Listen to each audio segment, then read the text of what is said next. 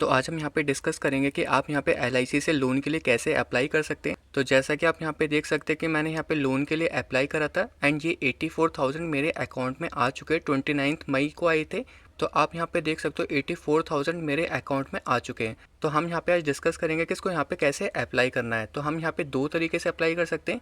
एक तो हमारे यहाँ पे ऑनलाइन हो गया एंड दूसरा हमारे यहाँ पे ऑफलाइन हो गया। तो ऑनलाइन यहाँ पे फॉर्म सबमिट करने के बाद भी आपको यहाँ पे ऑफलाइन सबमिट करना पड़ता है। तो ऑफलाइन प्रोसीजर में सबसे पहले आपको यहाँ पे क्या करना पड़ेगा, अपने नज़दीकी ब्रांच में जाना पड़ेगा या जिस ब्रांच में आपके यहाँ पे एलआईसी पॉलिसी है वो यहाँ पे जाना पड़ेगा। ब्रांच जाने से पहले आप यहाँ पे ऑनलाइन चेक कर सकते हैं कि जो आपके यहाँ पे एलआईसी पॉलिसी है वो हमारे यहाँ पे लोन के लिए एप्लीकेबल है या नहीं है। तो ये आप यहाँ पे ऑनलाइन आराम से सर्च करके देख सकते हैं। तो हम यहाँ पे सिंपल गूगल में जाएंगे एंड यहाँ पे आप सिंपल सर्च कर सकते हैं कि कौन कौन सी पॉलिसी यहाँ पे लोन के लिए एप्लीकेबल है।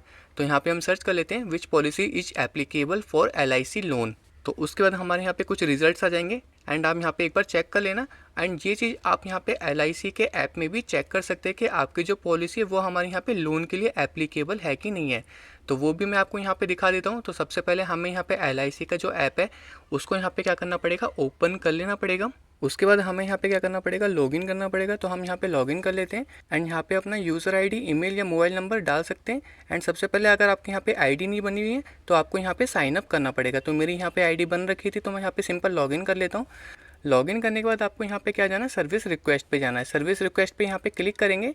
इसके बाद आपको यहाँ पे सेकंड ऑप्शन पे जाना है, लोन पे, इस पे क्लिक कर लेना है एंड यहाँ पे आई एग्री करके फिर यहाँ पे प्रोसीड पे करना है। इसके बाद आपको यहाँ पे क्या होगा, एक ओटीपी मिलेगी। उसके बाद हम यहाँ पे एक ओटीपी एंटर कर लेंगे, जैसे कि यहाँ पे आ चुके हैं। उसके बाद हम यहाँ पे ओटीपी एंटर कर लेते हैं। इसके बाद हमें यहाँ पे क्या करना है, सबमिट पे क्लिक कर देना है।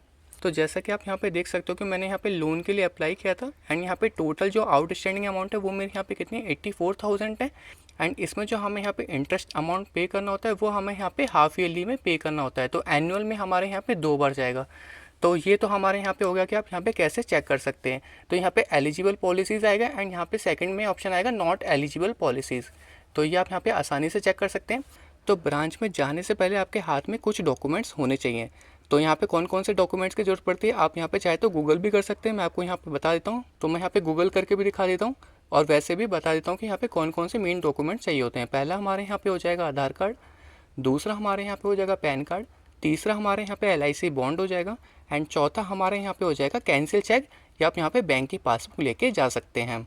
इसके बाद जब हम यहाँ पे एलआईसी ऑफिस जाएंगे तो हमें यहाँ पे 2 फॉर्म भरने पड़ेंगे। पहला हमारे यहाँ पे लोन एप्लीकेशन फॉर्म होगा जिसका नंबर यहाँ पे 5196 होगा और उसके बाद दूसरा जो हमारा होगा एनईएफटी का फॉर्म होगा जिससे कि हम यहाँ पे अकाउंट में पैसे ले सकें और उसमें हम यहाँ पे बैंक की पासबुक या कैंसिल चेक लगा सकते हैं। तो हमें यहाँ पे सिंपल क्या करना पड़ेगा, जो हमारे यहाँ पे एलआईसी का लोन एप्लीकेशन होगा इसमें हमें यहाँ पे पॉलिसी नंबर फिल करनी पड़ेगी और जहाँ पर लोन अमाउंट दिखा रहा है अगर आपको यहाँ पे स्पेसिफिक लोन अमाउंट चाहिए तो आप यहाँ पे फिल कर सकते हैं और आपको मैक्सिमम लोन अमाउंट चाहिए तो आप यहाँ पे इसको ब्लैंक छोड़ सकते हैं। इसके बाद यहाँ पे जहाँ जहाँ सिग्नेचर दिखा रहा है वहाँ आपको सिग्नेचर करना पड़ेगा। मैं यहाँ पे नीचे स्क्रॉल डाउन कर देता हूँ। सिग्नेचर के बाद आपको यहाँ पे नीचे जाना पड़ेगा। यहाँ पे रिवेन्यू स्टैम्प दिख रहा होगा 1 रुपये का। तो मैं आपको दिखाता हूँ कि यहाँ पे जो 1 रुपये का स्टैम्प पेपर होता है वो यहाँ पे एक्चुअली में दिखता कैसा है। तो मैं यहाँ पे गूगल में सर्च कर देता हूँ 1 रुपीज़ स्टैम्प पेपर। तो ये एक्चुअली में आप यहाँ पे देख सकते हैं कि कैसा दिखता है। ये 1 रुपये का स्टैम्प पेपर आपको यहाँ पे पोस्ट ऑफिस या यहाँ पे एलआईसी के ब्रांच में भी मिल जाएगा। उसके बाद हमें यहाँ पे नीचे जाना है। नीचे जाने के बाद यहाँ पे जितने भी सिग्नेचर ऑफ द डिक्लेरेंट दिख रहा है इसमें आपको यहाँ पे अपने सिग्नेचर करने पड़ेंगे। उसके बाद जो यहाँ पे ये फॉर्म है आपको यहाँ पे अच्छी तरीके से पढ़ना है, फिर यहाँ पे इसको भरना है। इसके बाद हमारे यहाँ पे क्या होगा, यहाँ पे आपको दिख रहा होगा form of assignment of the policy by the policy holder in favour of the corporation for the purpose of loan against the policy. तो लोन ले रहे हैं हम यहाँ पे लोन अगेंस्ट द पॉलिसी, इसके लिए हमें यहाँ पे एक विटनेस की ज़रूरत पड़ेगी।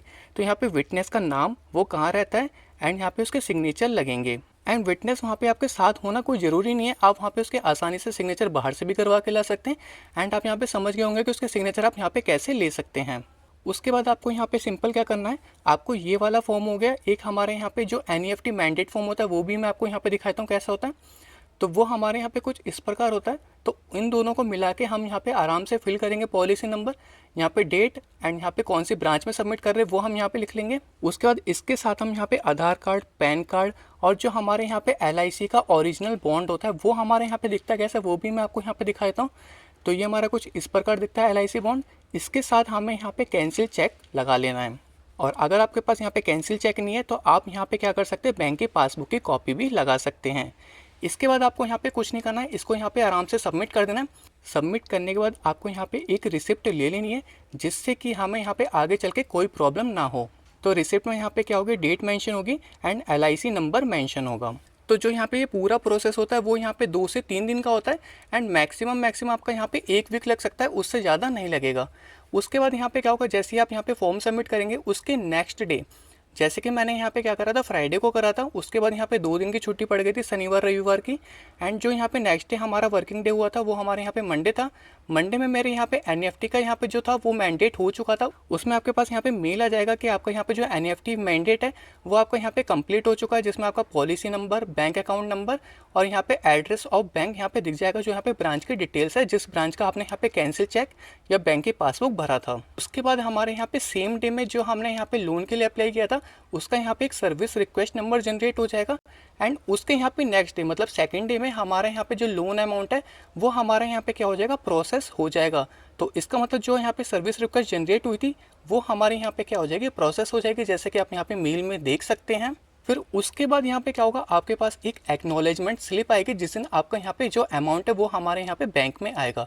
और ये आप एक्नॉलेजमेंट स्लिप में देख सकते हैं, इसमें आपको यहाँ पे बता देगा कि आपको यहाँ पे कितना इंटरेस्ट जाएगा एंड आपको यहाँ पे कब भरना है, आपकी बैंक की डिटेल्स आ जाएगी, आपको यहाँ पे ब्रांच की डिटेल्स आ जाएगी एंड आपका यहाँ पे पॉलिसी नंबर आ जाएगा। एंड उसके बाद यहाँ पे कुछ ही घंटों में आपका जो अमाउंट है वो आपके खाते में आ जाएगा।